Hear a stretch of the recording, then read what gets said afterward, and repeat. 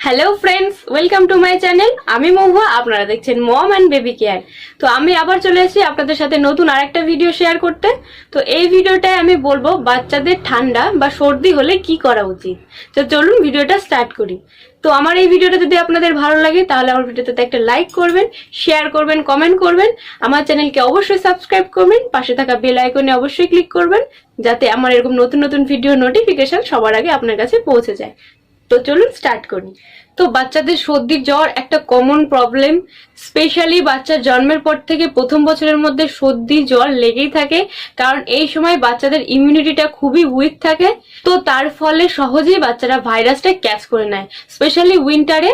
কারণ এই সময় বাচ্চারা চাদর, সোয়েটার, কম্বল এইসব দিয়ে জড়ানো থাকে, আর যখন এটা চেঞ্জ করতে যান, যেহেতু সোয়েটার, চাদর এগুলো পরে ওর শরীরটা গরম থাকে, আর বাইরে যেহেতু ঠান্ডা, তো হট করে ঠান্ডাটা লেগে যায়। আর শীতকালে যেহেতু ফ্যামিলিতে এর ওর ঠান্ডা লেগেই থাকে, আর বাচ্চারা যেহেতু সবার কোলেই যায়, তো সেক্ষেত্রে বাচ্চারা খুবই সহজে ইনফেকশনটা ক্যাচ করে নেয়। তো তার ফলে সর্দিটা সহজেই লেগে যায়। তো তার জন্য আমরা মায়েরা কিভাবে বাচ্চাদেরকে একটু এই সময় হেল্প করতে পারি, যাতে এই সময় বাচ্চারা একটু আরাম পায়, তো সেই জন্য আমি আপনাদের সাথে শেয়ার করব একটা হোম মেড অয়েল। তো এটা কিভাবে তৈরি করতে হয় সেটাই আমি আপনাদেরকে এই ভিডিওতে দেখাবো। তো চলুন দেখিনি এই তেলটা তৈরি করার জন্য আমার কি কি লাগবে। দরকার হাফ কাপ সর্ষের তেল, 3 থেকে 4টে রসুন কুচি, আর হাফ চামচ মেথি।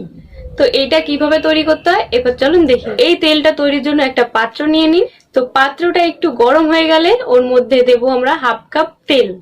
তো এই হাফ কাপ তেলটা যখন হালকা গরম হবে, তখন তেলটা থেকে হালকা ধোয়া উঠবে, তখন ওর মধ্যে দিয়ে দেবো আমরা 3-4টে রসুন কুচি। তো এই তেলটার সাথে এই রসুন কুচিটা ভালো করে মেশাতে হবে যতক্ষণ না রসুনটা গোল্ডেন ব্রাউন হচ্ছে। তো রসুন গোল্ডেন ব্রাউন হয়ে গেলে এর মধ্যে দিয়ে দেবো হাফ চামচ মেথি। তো মেথিটা দিয়ে বেশিক্ষণ মেশাবো না, জাস্ট 15 to 20 সেকেন্ড পর্যন্ত এটাকে একটু নাড়িয়ে চাড়িয়ে আমরা গ্যাসটা বন্ধ করে দেবো। তো এই তেলটা রেডি হয়ে গেছে। তো এই তেলটা ঠান্ডা করে ছেঁকে নিয়ে একটা এয়ারটাইট কন্টেনারে ভালো করে রেখে দেবেন। তো এই তেলটা যেহেতু হাফ কাপ, তো এটা আপনার 1 সপ্তাহ মতন চলে যাবে। আপনি এর থেকে বেশি কোয়ান্টিটিতেও বানাতে পারেন, তবে এইটা 1 সপ্তাহ পর পর চেঞ্জ করে নেওয়াই বেটার। তো এবার বলি এই তেলটা কিভাবে ইউজ করবেন।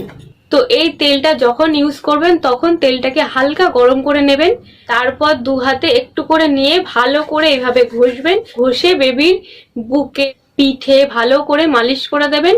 তারপরে এই হাতের তালুতে, পায়ের তালুতে ভালো করে ডলে ডলে আপনারা মালিশ করে দেবেন।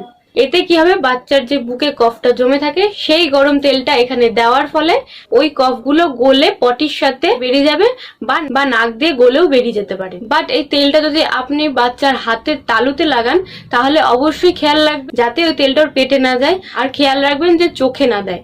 যেহেতু সর্ষের তেল, তো বাচ্চার চোখ জ্বলতে পারে। আর যদি আপনারা এটা খেয়াল না করতে পারেন তাহলে এরকম মিটেন পাওয়া যায় বাচ্চাদের, হ্যান্ড গ্লাভস এর মতন।